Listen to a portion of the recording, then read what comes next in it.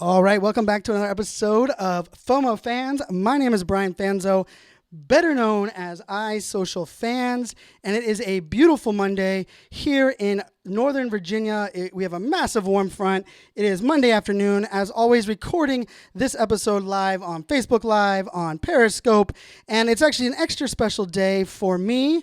If you've tuned into this episode, you saw the title. It is my dad's 65th birthday. Dale T. Fanzo, my hero. It's his birthday, so happy birthday, Dad, on this April 10th.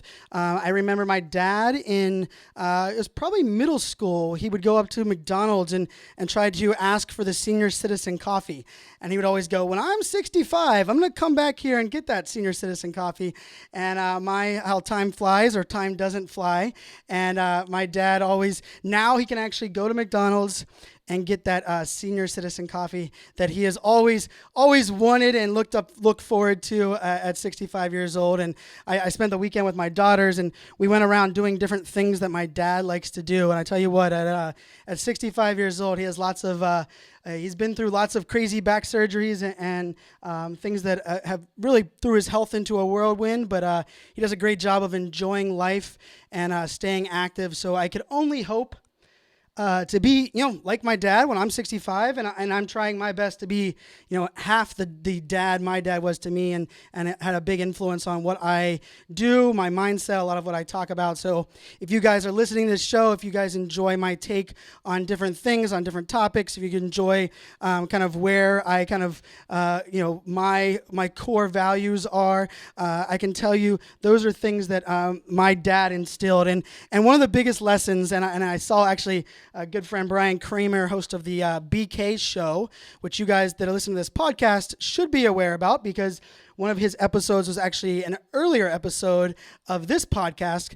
Brian just asked me a question on the live show that I was going to cover here now. And the question was simply, what was the biggest lesson my dad ever taught me? And it was one of those things that, my dad had instilled in growing up in Pittsburgh, Pennsylvania, growing up, Catholic and Italian and very close family. One of the things as my dad was growing his candy company, all the things he always talked about was really the understanding and importance of never burning a bridge and never taking that extra step or alienating someone or leaving a relationship to, let's say, die on the vine, because you never know when that's going to come full circle. You never know when you're going to need somebody. And he always talked about never burning bridges. And he was very big, as he was growing his company. He did not enjoy laying off people or firing people. But he also knew that, sometimes tough love is part of the value that's out there. But also sometimes, you have to do things that you might not otherwise want to do. And these are all things that, as you're building and as you're growing, I remember hearing my dad tell me, yes, don't burn a bridge. Relationships are important. But of course, as you're growing up, and I remember thinking to myself, well, don't burn a bridge. Well, then someone really screws you over, or they do something in business that you don't like. And you're like, well, I'm never going to need that person. I would never, want to work with that person. And, if you put this in my lifestyle, I worked in cyber defense for the Department of Defense in cybersecurity out of the Pentagon. And I now work in a completely different marketing social media agency. I do consulting and speaking in a completely different industry, a completely different world. And I can tell you I've leveraged relationships in that previous industry 5 or 6 times in the last 60 days. And I've also crossed paths that people have either recommended me or things have come by way of the respect and things that I did in that last life. And I could have easily burnt bridges or tore things down as I was leaving a company or as I was pivoting my career. And thankfully, I did not do that, because I can tell you that is a value, and that is something that I treasure today. And that was something that my dad taught me early on. And my dad, one of the most popular phrases that I'm linked to in all of this, what I do, is the whole idea that social media will never replace a handshake.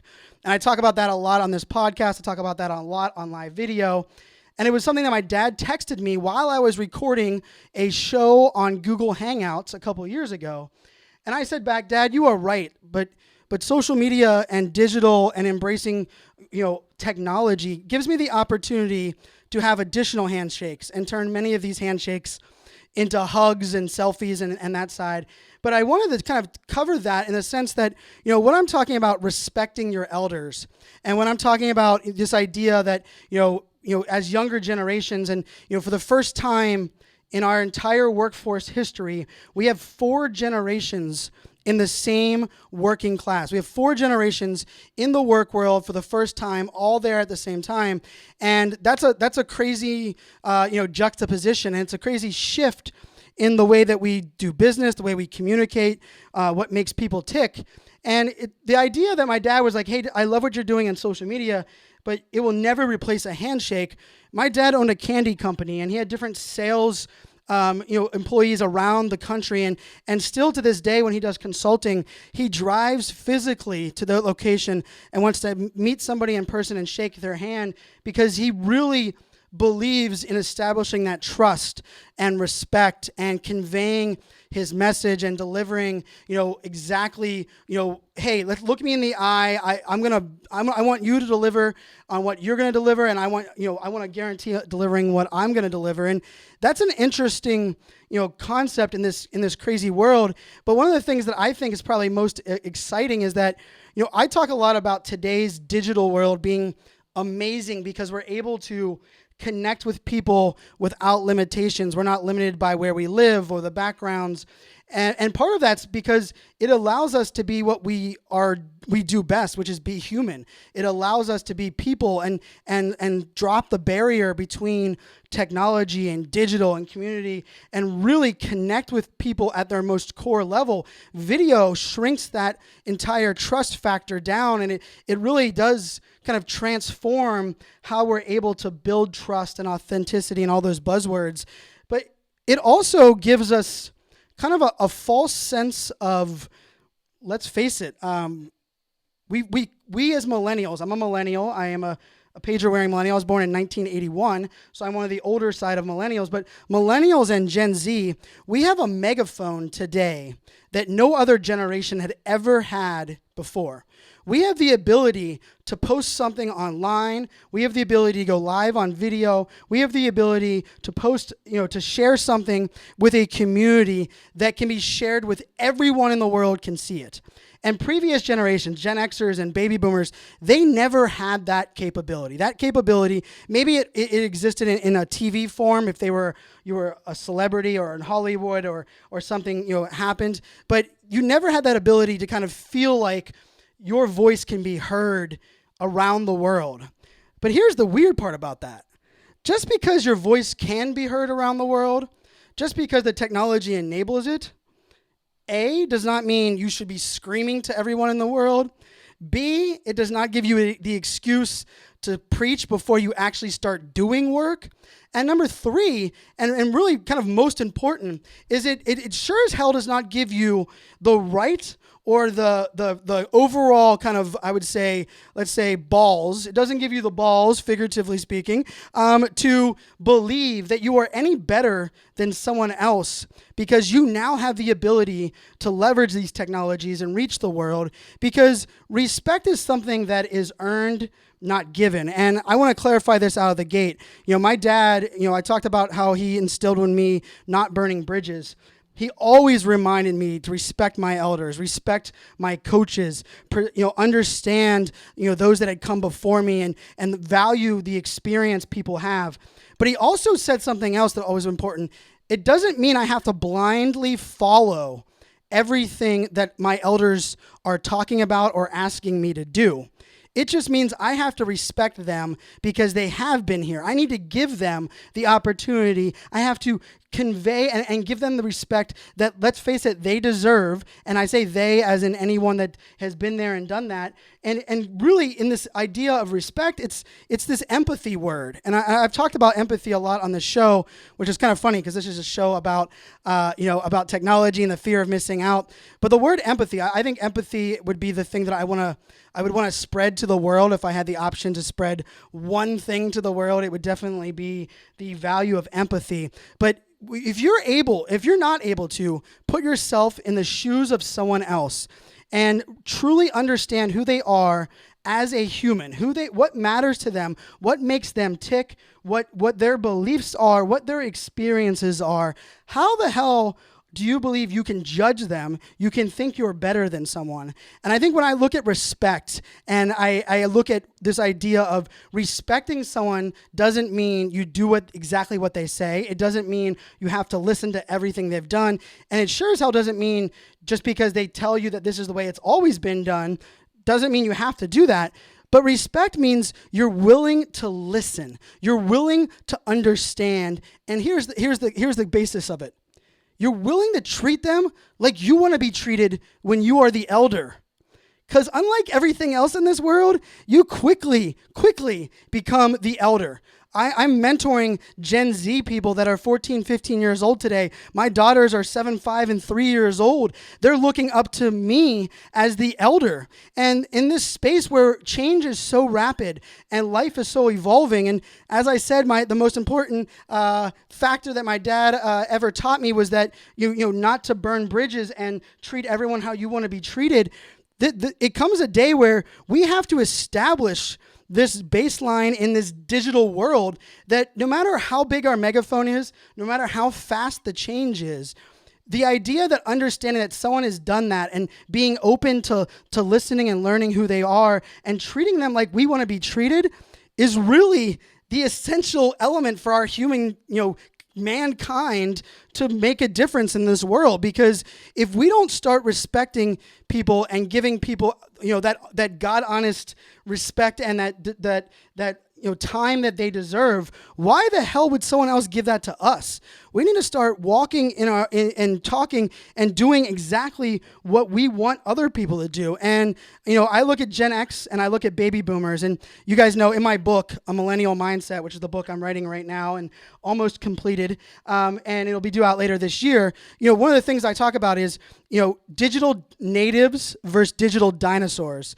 And the difference between, I don't like the term, millennials or Gen Z or Gen X or baby boomers in the sense that it's one variable. We're judging someone for one variable, which means the year they were born. And not only is it one variable, but it's the variable that they could not control. Nobody could decide or pick when they were actually born. So not only are we labeling and bucketing people using this one variable, but I look at the workforce and say it's not about age that you were born, but it's your understanding and ability to embrace digital change, digital technology, and then ultimately the power of collaboration. And so if you're willing to trust that digital can make your life better, make the world better, you're willing to trust that digital, being open to digital opportunities can make a difference in this world, I believe you're a digital native. So you could be 75 years old, 80 years old, and be a digital native. If you're a digital dinosaur, you looked at digital or technology or community or collaboration as something that is difficult, something that you don't want to do, something that you don't think has benefit, something that you think is actually worse off for the world, and you wish that you could unplug every bit of power and go back to a world that was not digitally enabled. I look at these two worlds as digitally native and digital dinosaurs. And I break that down in my book. I break that down on other episodes of this show. But for this show, I actually think of it two different things. I think of it as the generation or the people that have been there, done that, and we need to respect that, versus the people that are doing it now and gonna do it even better in the future, right? And I think one of the things that as we're kind of moving forward and we start talking about these future generations and the fact that 4 generations are in the workforce all at the same time, we have to start clarifying what we mean when we're talking about, labeling people. And I really mean, let's face it, if you're under 35 years old and you have the opportunity to sit down with somebody in your industry, somebody that works in your company, someone that has experience in that space, in the environment that you're living in, you need to take advantage of that every single day. This is extremely important. Not only respecting our elders in the sense of like taking care of them and giving them the time, but also remembering that I believe that technology and digital right now is coming full circle. And we've been using digital and technology for the last 10 years to get further and further away from people. And now, thanks to video and thanks to the realization that we don't trust technology. We don't trust labels. We trust people first, right? People are what comes first. Now we're coming back full circle and saying we want to talk about relationships and investing in our community and great customer experience and not about the products. And we're shifting this entire world back into that handshake generation that my dad was talking about. My dad didn't need social media to establish trust and authenticity because he did that when he looked someone in the eyes and he shook their hand. And how you look someone in the eyes, how you shake someone's hand might be different in this digital world. You might be doing that via Skype or via FaceTime. You might be communicating or collaborating with people via a tool rather than doing it around a table. But the core, the essence of people, the experience that people are able to have and gained on the human condition, understanding what makes people tick, understanding how evolution works and how things come full circle, that not only is more important today than it's ever been before, but it's something that we always have to look at and learn and grow from. And then I want to take this a step further, and I talk about this a little bit on the show, but reverse mentorship is something that really helped me early on in my career, and it's something that I really am thankful for. And for those that don't understand, reverse mentorship is the idea that I was actually 25 years old. I was being mentored by a senior VP that was in his 40s, and what we were kind of decided was I was going to help him understand Facebook and how to use his BlackBerry, and he was going to give me access to the boardroom and giving me business experience and helping me dodge landmines within our company. And I explain that way because it's extremely important in a mentorship relationship that it is mutually beneficial, that both people are gaining something and both people are adding something, but also both people are taking away some sort of value from this partnership, from this mentorship. And for me, that mentorship is amazingly powerful. And I was kind of turned off this weekend. Someone posted in one of the Facebook groups that I actively follow, and they said, "Hey, everyone, I'm 22 years old, and I'm looking to mentor a couple people. If you're under the age of 22, go ahead and message me."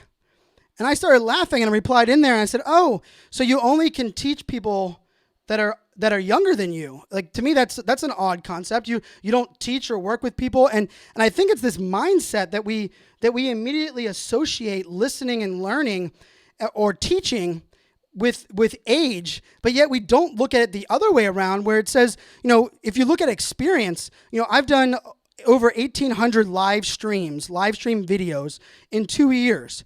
I am more experienced than a majority of people that are out there in this space. You could have worked in live video for the last 10 years, and it's quite possible that you've done less live video streams than I have.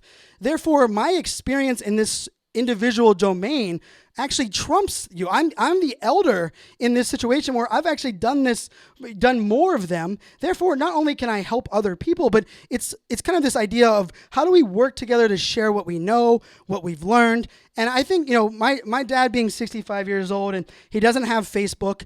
He does have, an iPad, which is the first generation. He has the older iPhone. He has the very first MacBook Air. And he lived he always believed that, he bought a Mitsubishi 50-inch screen TV, and it lasted for like 12 years. And he spent an ungodly amount of money.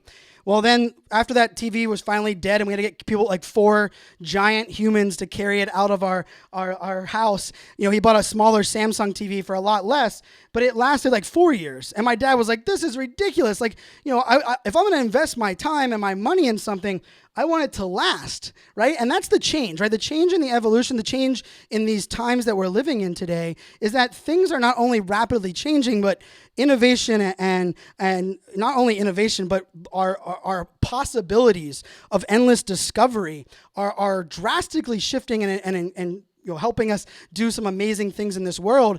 And I think we have to look at this entire conversation and say, not only how do we respect our elders, how do we establish a reverse mentorship type relationship, but there's also another piece of this that goes a long way. And I challenge a lot of people that are out there listening to this right now is, when you start looking at things in this world, the generation today doesn't trust that just because we've always done something this way means that we have to do it that way in the future, right? And I talk a lot about, I believe innovation is actually going to happen by simplifying the complexities in our lives, not by reinventing things, not by, building something from scratch. But I look at innovation and says, hey, this is how we do this certain task.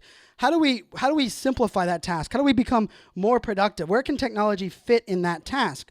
Well, the interesting thing is the best people to learn from, the best people to be a part of a team that's going to reinvent something that has already been there is people that were there from the start and that have been using it and leveraging it and utilizing it, right? And so when I look at some of these startups and I look at some of these environments, and they'll tell me, Brian, we're a millennial startup, and they think this is how they're winning me over. We're a millennial startup. We're only hiring people under 35 years old. We want outside-the-box thinkers, and we're gonna disrupt the way coffee is brought to the market, and we're gonna change how people think about buying coffee, and for whatever the concept is. And then I ask simple questions like, oh, so you're not gonna hire anybody that's older 35? Like, how are you gonna understand what people and how people were buying coffee and why that process was the way it is for the people that have done it for the last 30 years? We're gonna do research. We're gonna and this is that element where I look at respecting elders as looking at every possibility, and I think this is where I want people that are listening to this. If I can give you one takeaway, if I can help you embrace one possible way that you can take out of this episode of this show, is I want you to look at every single person you meet, every single place you go, every single opportunity you have to have a conversation with somebody as an opportunity for you to learn, for you to actually gain knowledge and also share knowledge, right? And I think that's why I focus this idea that I respect my elders. I will always,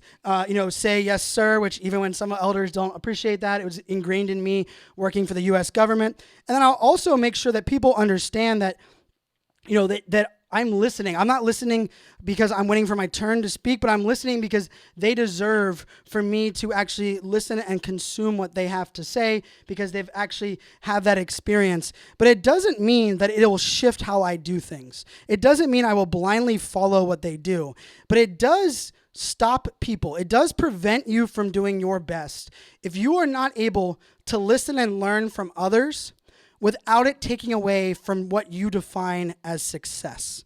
So when you're talking about things and you're working with people and my dad has always been one of those that, he wanted to create a website for his company 5 years before his company ever had a website. And my dad, just because he's not on Facebook, just because he doesn't consider himself technology focused, he is very understanding in trends and future, elements. And something, that I really wanted this, and I'll kind of wrap up this episode with this story, is that my dad had a very successful candy business, peanut brittle business. And it was kind of known or assumed by all of my friends and everybody that was around, my brothers and I'm the oldest of three, that all three of us would go into the family business and go in and this is a very successful candy company and there's lots of possibilities there and we could really just take on the family name. And one of the things that my dad, and I give him all the credit in the world for, was that he never once presented that as a must-do. He always presented it as an option if we felt it was something that we wanted to do and something that we believed we could be great at. And I think because of that, it allowed my brothers and I to not be siloed into feeling like we were entitled to walk into a company that my dad had built and take it over, but also it allowed us the opportunity to look at the world as a world of possibilities and say, my dad didn't go to college. My dad started a candy company as an entrepreneur that grew into another candy company that he worked for a larger candy company. And then he became, the CEO and co-owner of the peanut brittle company. Understanding why my dad did what he did and how he did what he did was the lessons that he instilled in us.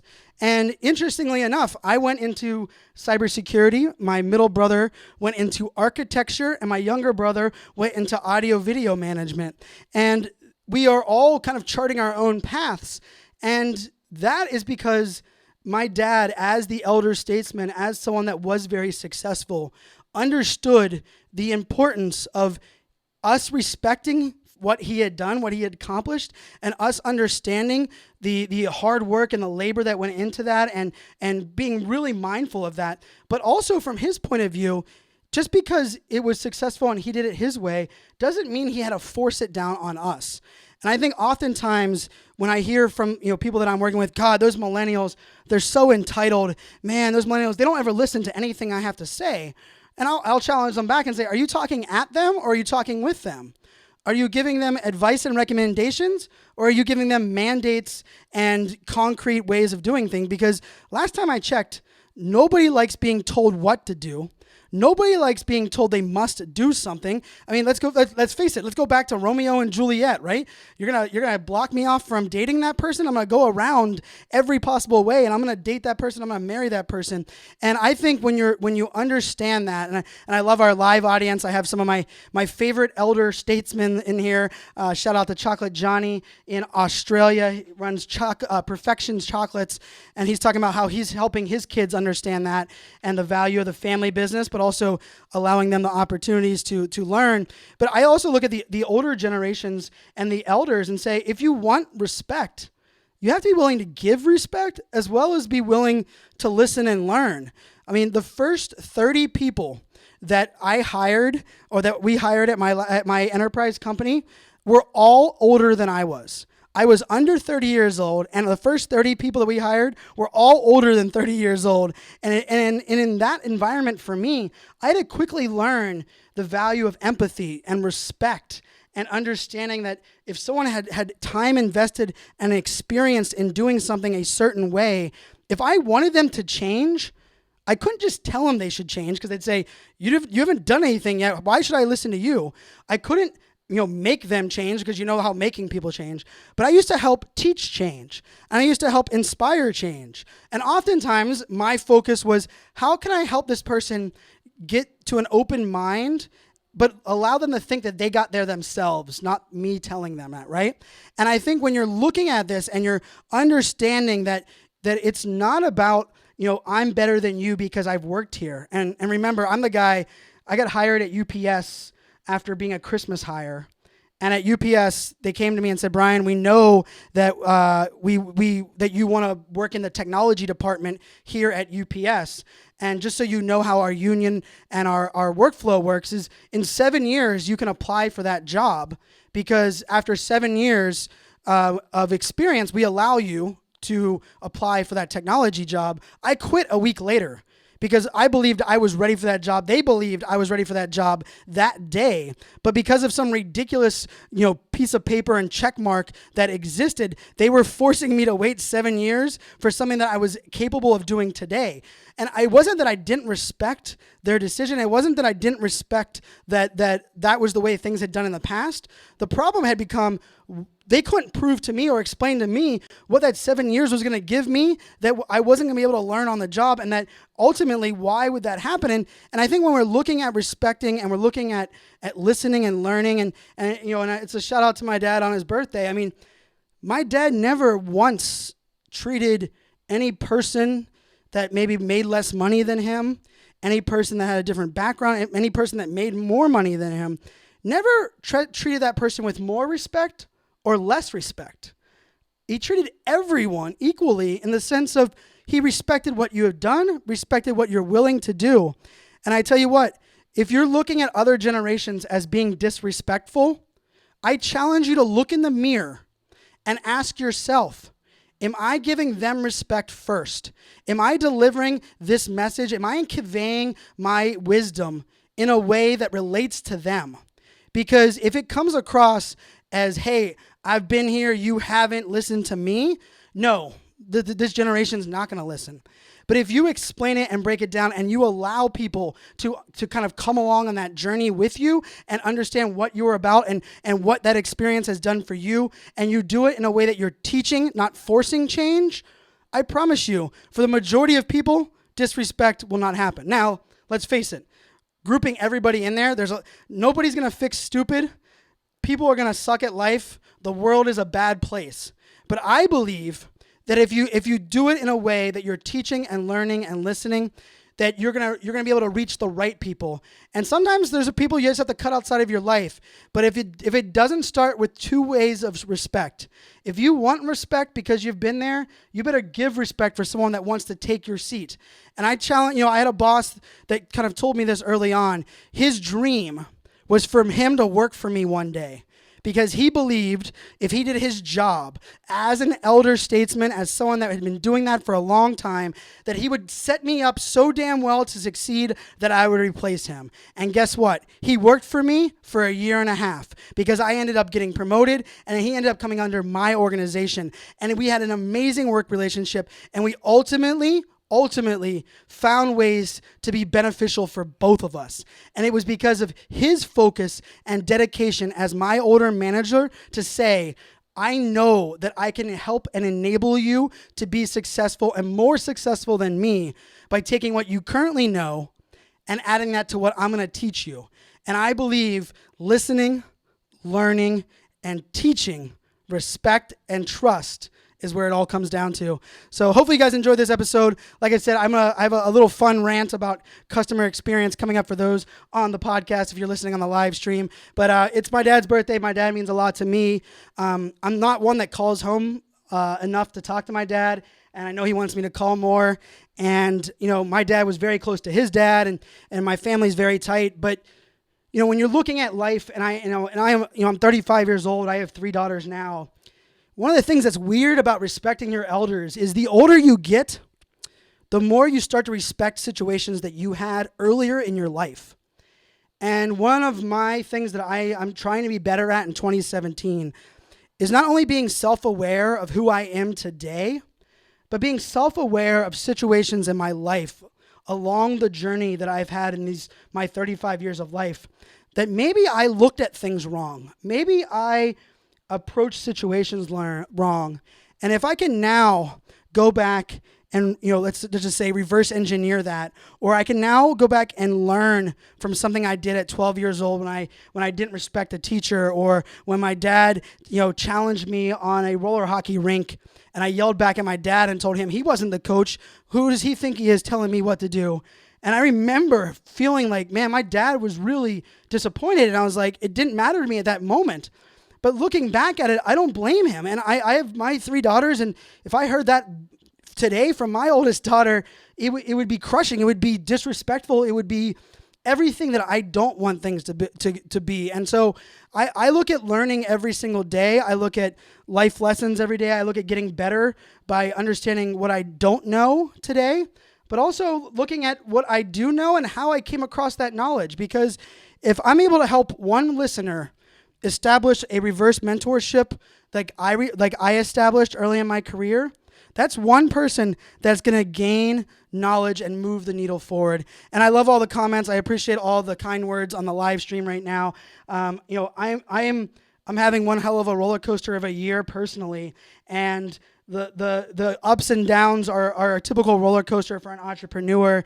And entrepreneurship is way harder for me than my enterprise gig or my startup gig.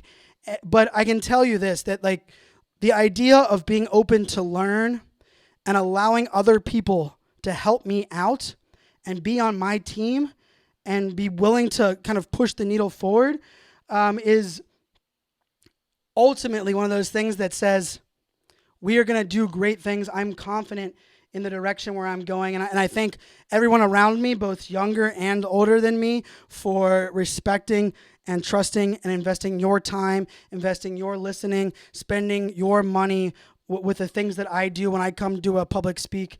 And, I have a lot of presentations coming up. I'm going to Marketo Nation, and I'm going to Denmark to speak at the Digital Audience event. And I'm grateful for every person that comes and sits in the seat. I'm grateful for everybody that hires me to speak at their event. And the idea for me is that if I help open people's eyes and give people respect first, ultimately I will gain your respect, and we will together do some great things. So that's all I got for episode 26. Happy 65th birthday, Dad, April 10th, 2017. I hope you get that senior citizen coffee and you get your money's worth. You have earned it. I am proud of everything that you've taught me. and everything you will continue to teach me. For Brian Fanzo, FOMO Fans, episode 26, it's a wrap.